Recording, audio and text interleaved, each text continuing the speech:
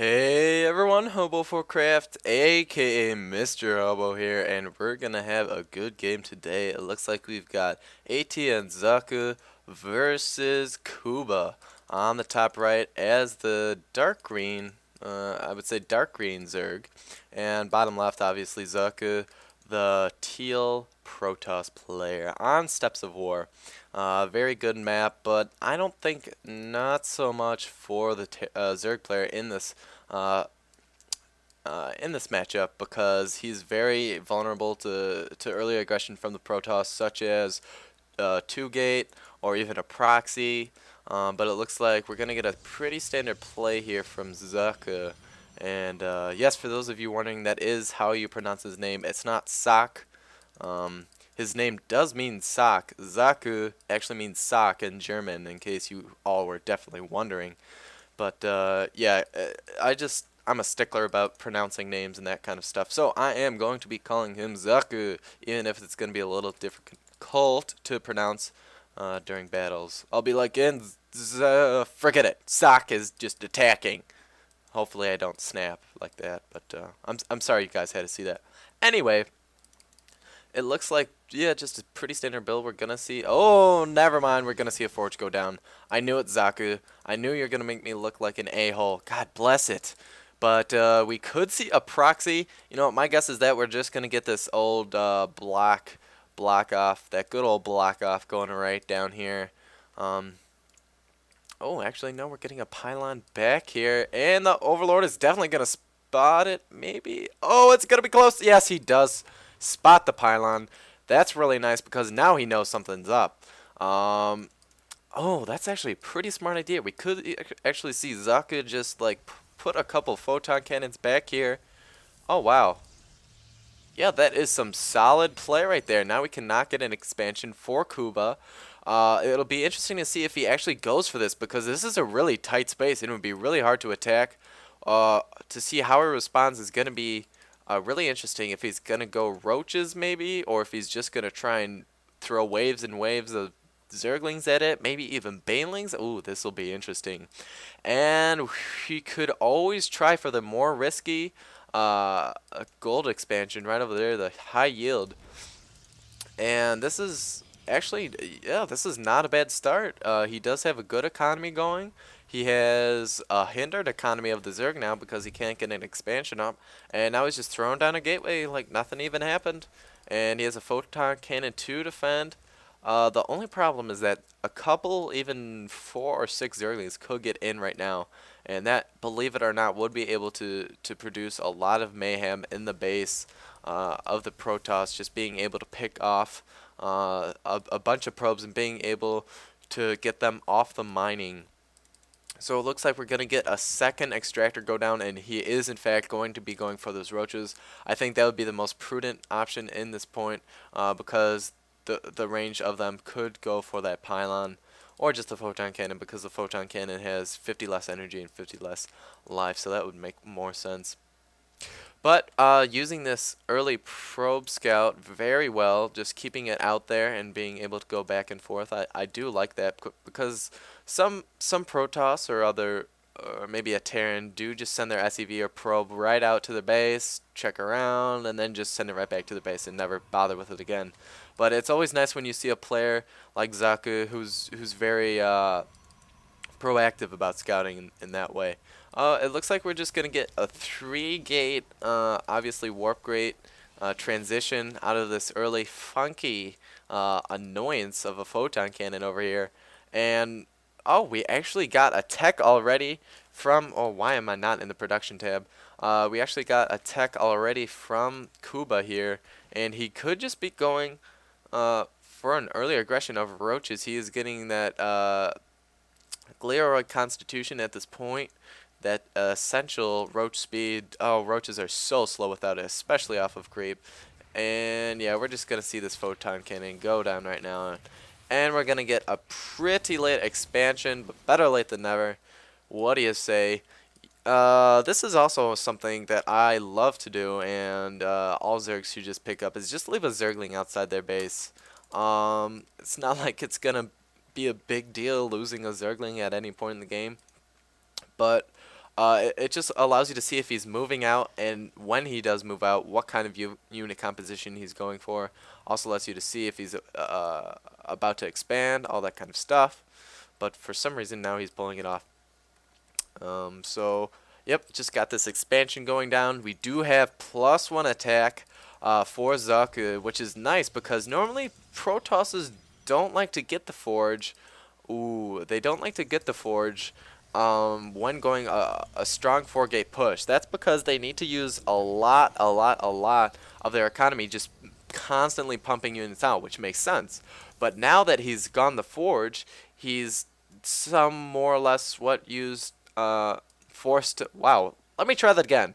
He's more or less forced to make less units, but in doing so, he can get that +1 upgrade, which is really nice because now you can kill Zerglings in 2 hits instead of 1 with your Zealots. But yeah, I was looking over here and I said, ooh, in the midst of my speak, just because I saw this Immortal coming out, which is going to do really well versus the Roaches. As we'll see right now, and 3 of them are picked off by this force field. Very nice separation used right there. A very quick reaction. Wow, and losing those 3 Roaches this early on in the game, especially when this push is about to go down. This nice timing push of 1 Immortal from Socke, just essential picking off those right now. And Kuba is just scrambling to pump out a bunch of units right now, throwing down spine crawlers. And oh, look at the Immortal just hack away at that spine crawler, and he doesn't cancel it, and it is gone to complete waste. Oh my gosh, just so many Roaches being picked off. It looks like 1 or 2 more were picked off right there. We are getting a Robotics Bay, so we can easily transition into a Colossus. I think this is a really solid push right here. We do see 1 Spine Crawler go up, so that is a little bit nice of a defense for Kuba. We're going to see his second and third go up, and actually Socke, instead of keeping on the pressure, he's going to back down. I do not agree with that. Excuse me. I'm burping a little bit of my Arnold Palmer up. Just want to interject something. Arnold Palmer was a freaking genius. Oh my gosh, Arnold Palmer. Half lemonade, half iced tea. So good. Okay, what was I saying that was relevant? Oh, instead of keeping the push-ups, Socke backed off. I don't agree with that because staying here didn't necessarily mean he had to lose units. It just meant that he had to stay here and keep pressure on, maybe picking off a couple Zerglings or maybe even Roaches back and forth, or even a Spine Crawler. That doesn't mean he has to commit, and this way he can see exactly what's going on, and he makes it so that he's at his base instead of him being at his base. Oh my gosh, we did get another very nice round from these force fields, and just, oh, massacre here. As you can see, that would have been a very nice round of Zerglings and Roaches from Kuba. But, oh my gosh, Socke is just on fire with all these force fields today. And notice he only has 3 sentries. Some Protosses really like to overkill it with the amount of sentries they get. But 3 or 4, maybe even 5, is a great amount to just do a good amount of force field action. Of course, if you're going to be using or going to be integrating Guardian Shield into your play a lot, then I would go for 4 or 5, maybe even upwards of 6 a little bit. But we did see these destructible rocks here destroyed, so we possibly could get a hatchery for Kuba at this point, which is always smart. Zerg expanding, that's a no-brainer. This observer being really good about scouting. We did get a Spire go down. We did see a Spire go down, and this third base is going up for Kuba at this point. And Kuba's actually not in that bad of a position. I will be really worried for him once a Colossus comes out, but I don't know if that's going to happen. We did see that Robo Bay go down, didn't we? I saw it on the production tab. I guess he canceled it, and now he's getting Phoenixes, which puzzles me a bit. I guess that does allow him to stall for time, and it allows him by just picking off units such as Queens and Queens. Actually, you know what? I retract that statement. That's a really good idea because now we can see a bunch of Overlords and Queens be picked off, and oh, okay. You know what? I'm just gonna stop. I'm an idiot. Okay. Actually, he put it up because he saw the Spire, so that's a really good idea.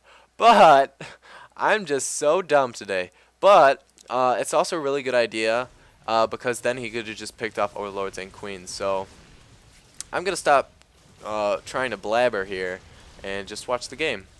Oh, this is a nice game. But we actually did see 3 of these mutalisks get picked off and a queen. Oh my gosh. Just doing a really good job with these phoenixes. And actually, he could pick off a lot right here. We're going to have to see Kuba forced to be going corruptors, which do a ton of damage and have a ton of life. And only 3 corruptors will be able to take out and fend away these 4 phoenixes right here. And wow, that was a nice reaction right there by Kuba. But yeah, definitely utilizing these phoenixes very well from Socke.